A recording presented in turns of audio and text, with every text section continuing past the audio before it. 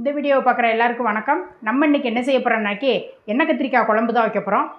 கத்திரிக்காயை வந்து ஒரு மசாலாலாம் வறுத்து போட்டு நான் எங்கள் வீட்டில் எப்போதும் இப்படி தான் வைப்பேன். அந்த இதில் ஸ்டைலில் உங்களுக்கும் சொல்லித்தரேன். நீங்களும் ஒரு தடவை அந்த எண்ணெய் கத்திரிக்காய் குழம்பை நீங்களும் செஞ்சு பாருங்கள். வாங்க அந்த கத்திரிக்காய் குழம்பை எப்படி வைக்கலான்னு பார்ப்போம். இப்போ வந்து எண்ணெயை வந்து கத்திரிக்காயை வந்து அப்படியே எண்ணெயிலேயே நல்லா ஃபஸ்ட்டு வந்து பொரித்து எடுக்கணும். கத்திரிக்காயை வந்து இந்த மாதிரி கீழே இது பண்ணாமல் கீறாமல் இந்த அளவுக்கு இப்படி கட் பண்ணி வைங்க. நான் வெட்டிட்டு தண்ணியில் போட்டு வச்சுருந்தேன், இல்லைனா கருத்து போயிடும் அப்படிங்கிறதுக்காக வேண்டி. இப்போ எண்ணெயை வந்து நான் சூடு பண்ணியிருக்கேன். இந்த கத்திரிக்காயை எல்லாத்தையும் போட்டு அப்படியே பொரித்து எடுத்துடலாம்.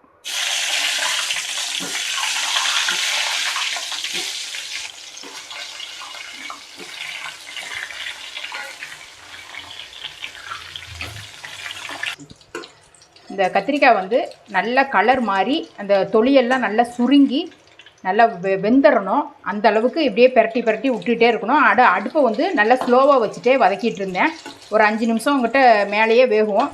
வெந்ததுக்கப்புறம் இப்போ நல்லா இந்த இதில் வந்தவுடனே எடுத்துடலாம். இப்படியே சரியாக இருக்கும்.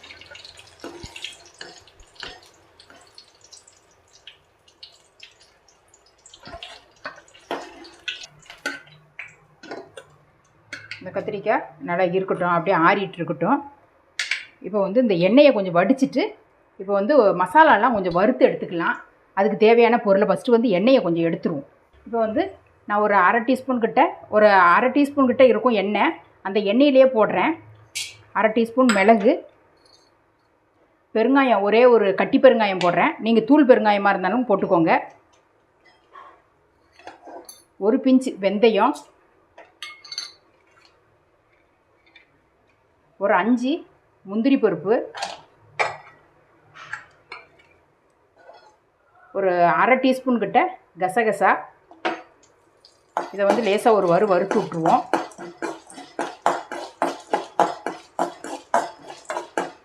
அடுத்து வந்து ஒரு சின்ன வெங்காயம் வந்து ஒரு 8 சின்ன வெங்காயம் கிட்ட எடுத்து நீளமாக கட் பண்ணி வச்சுருக்கேன். அது முழுசாக போட்டிங்கன்னா கொஞ்சம் வதங்கிறதுக்கு கொஞ்சம் கஷ்டப்படும். கொஞ்சம் நரிச்சுன்னு இருக்கும். அதனால் இது நான் கீரி போட்டோம்னா நல்லா வதங்கிடும். அதனால் கீரி போட்டிருக்கேன். சின்ன வெங்காயம் இல்லை அப்படின்னாலும் நீங்கள் பெரிய வெங்காயத்தில் ஒரு பாதி வெங்காயம் கூட, சின்ன வெங்காயமாக ஒரு பாதி வெங்காயத்தை கட் பண்ணி கூட நீங்கள் போட்டுக்கலாம். ஆனால் நீங்கள் இந்த சாம்பார் வெங்காயம் போட்டிங்கன்னா அரைக்கும் போது நல்ல டேஸ்ட் நல்லா வரும். இப்போ இந்த வெங்காயம் கொஞ்சம் வதங்கினோடனே ஒரு 3 ஸ்பூன் கிட்ட தேங்காய் வச்சுருக்கேன். அந்த தேங்காயும் உள்ளே போட்டுருவேன். பத்தையாக எடுத்திங்கன்னா கீரி போட்டுக்கோங்க. பத்தை நினைக்க ஒரு 2 பத்தை கிட்ட அளவு கிட்ட எடுத்துக்கோங்க. எடுத்துகிட்டு நல்ல தேங்காயும் நல்லா வறுத்துட்டோம். வறுக்கும் போது ஒரு வாசனை வரும். நல்ல தேங்காயோட வெங்காயத்தோட வாசனை வந்து நல்லா வரும்போது ரொம்ப செவக்கணும்னு அவசியம் இல்லை, எடுத்துடலாம். இப்போ வந்து வெங்காயம் தேங்காய் எல்லாம் நல்லா வறுபட்டுட்டு இந்த அளவுக்கு வறுபட்டால் போதும். இதை வந்து ஒரு பிளேட்டில் கொட்டி ஆற வச்சுட்டு நல்லா நைஸாக அரைச்சி எடுத்துகிட்டு வந்துடுவோம். இந்த எண்ணெய் கத்திரிக்காய் குழம்புக்கு வந்து இந்த கசகசாலாம் போடுறேன்னு பார்க்காதீங்க. ஆனால் கசகசாவும் இந்த முந்திரி பருப்பும் ரெண்டும் போட்டு அரைக்கிறது தான் அந்த எண்ணெய் கத்திரிக்காயோட டேஸ்ட்டே ரொம்ப நல்லாயிருக்கும். நீங்கள் ஒரு தடவை செஞ்சு பார்த்தீங்கன்னா அதுக்கு எடுத்து விட மாட்டீங்க. அதே மாதிரி தான் வைப்பீங்க இந்த குழம்ப. இதை வந்து நல்லா ஆற வச்சுட்டு அரைப்போம். இப்போ அதே சட்டியை தான் வச்சுருக்கேன். எண்ணெய் விட்டு ஒரு 4 ஸ்பூன் கிட்ட எண்ணெய் விட்டுருக்கேன். ஒரு அரை ஸ்பூன் கடுகு போட்டிருக்கேன். ஒரு பிஞ்சு வெந்தயம், அது நல்லா பொரியட்டும். ஒரு 10-12 சின்ன வெங்காயத்தை வந்து நல்லா நாலாக கீறி வச்சுருக்கேன். அதையும் உள்ளே போட்டுருவோம். இது வந்து நல்ல இந்த சின்ன வெங்காயம் வந்து நல்லா செவந்து வரணும். அந்த அளவுக்கு நல்லா வதக்கணும். நீங்கள் சின்ன வெங்காயம் இல்லை அப்படின்னு நினைக்க பெரிய வெங்காயம் ஒரு வெங்காயத்தை எடுத்து நல்லா பொடியாக கட் பண்ணி சேர்த்து நல்லா வதக்கிக்கோங்க. இது வந்து நல்லா கொஞ்சம் செவந்து வரட்டும். இந்த வெங்காயம் வந்து இந்த அளவுக்கு நல்லா வதங்கி கொஞ்சம் லைட்டாக செவந்து வந்துட்டு நல்லா சுருங்கி வந்துடும். அந்த அளவுக்கு வதக்கணும். இப்போ 2 தக்காளி நான் கட் பண்ணி வச்சுருக்கேன். 2 தக்காளியும் போட்டுருக்கேன்.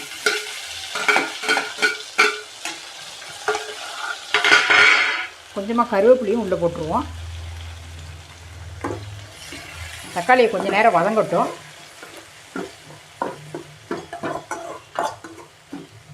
குழம்புக்கு தகுந்த உப்பை வந்து போட்டுருந்தேன். ஏன்னா தக்காளி கொஞ்சம் சீக்கிரமாக வதங்கிடும்.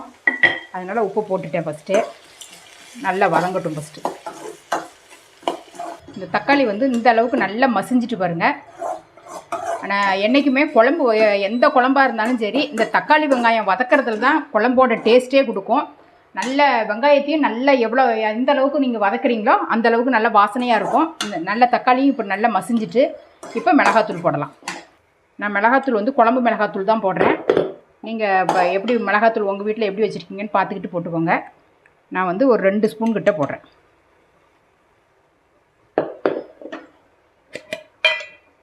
மல்லிப்பொடி வந்து ஒரு 3/4 டீஸ்பூன் கிட்ட போடுறேன். மஞ்சள் பொடி ஒரு 1/4 டீஸ்பூன் போட்டுட்டு இதை வந்து அடுப்பை வந்து ஸ்லோவாக வச்சுக்கோங்க. மிளகாத்தூள் போடும்போது என்றைக்குமே அடுப்பை ஸ்லோவாக வைக்கணும். இப்படி போட்டுட்டு நல்லா அப்படி ஒரு பெரட்டி விட்டுட்டு நான் வந்து ஒரு எலுமிச்சம்பழம் அளவு புளி எடுத்து, ஒரு பெரிய சைஸ் எலுமிச்சம்பழம் அளவு புளி எடுத்து கரைச்சி வச்சுருக்கேன். இதை வந்து விட்டுற போகிறேன். விட்டுட்டு இதோட கொஞ்சம் தண்ணியும் சேர்த்துக்கிடுவோம். ஏன்னா அன்றைக்கி புளி வந்து நல்லா கொதிக்கணும். இந்த காரக்குழம்புக்கு வந்து புளி நல்லா கொதிக்கலை அப்படின்னு அன்றைக்கி அந்த குழம்பு வந்து டேஸ்ட்டு கொடுக்காது. அதனால் தண்ணியை கொஞ்சம் சேர்த்துட்டோம்னா நல்லா கொதித்து இன்னும் கொஞ்சம் திக்காகி வரும்.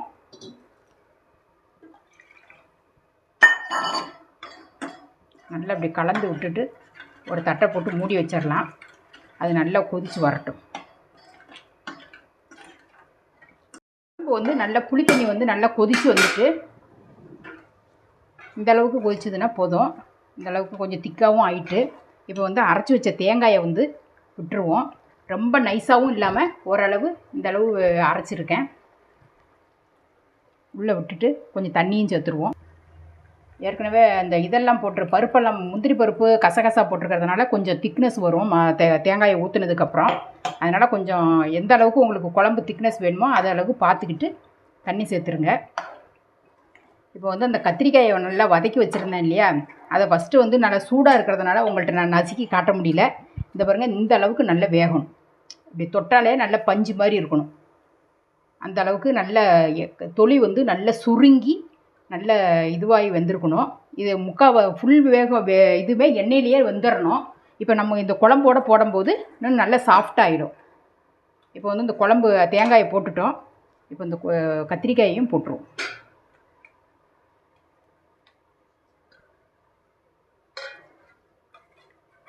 போட்டுட்டு இப்போ வந்து இந்த கத்திரிக்காயில் வந்து நல்ல மசாலா வந்து ஏறணும். அதனால் அடுப்பை வந்து ஸ்லோவாக வச்சுட்டு இப்போ கொதிக்கிறதுல தான் மசாலா ஏற முடியும். ஏன்னு கேட்டோம்னா மிளகாத்தூள் போடும்போது நம்ம கத்திரிக்காய் போடலை.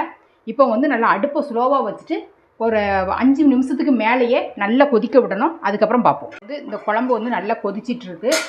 நல்லா திக்காகவும் ஆயிட்டுது. இந்தளவுக்கு நல்ல கத்திரிக்காயும் நல்லா பஞ்சு மாதிரி இதாகிட்டு லாஸ்ட்டாக ஒரு கரண்டி நல்லெண்ணெய் விட்டால் தான் இந்த காரக்குழம்புக்கு நல்ல டேஸ்ட்டு வாசனை எல்லாமே நல்லாயிருக்கும். இப்போ இறக்குற போது ஒரு 1.5 ஸ்பூன் கிட்ட நல்லெண்ணெய் விட்டுருக்கேன். அப்படியே ஒரு பச்சை கருவேப்பிலையை 2-3 அப்படி கிள்ளி அப்படி போட்டுருவோம். போட்டுட்டு இந்த எண்ணெயை வந்து அப்படியே கிண்டி விட்டுட்டு ஒரு 2 நிமிஷம் ஒரு நிமிஷம் கிட்ட அப்படியே கொஞ்சம் நேரம் அப்படியே திறந்து விட்டு அப்படியே கொதிக்கிட்டோம். அந்த எண்ணெய் கொஞ்சம் பிரிஞ்சு வரட்டும். இப்போ வந்து குழம்பு ரெடி ஆகிட்டு நான் வந்து வேறு ஒரு பாத்திரத்தில் மாற்றிட போகிறேன். அடுப்பை ஆஃப் பண்ணிட்டேன். எங்கள் வீட்டில் இந்த எண்ணெய் கத்திரிக்காய் குழம்பு ரெடி ஆகிடுச்சு.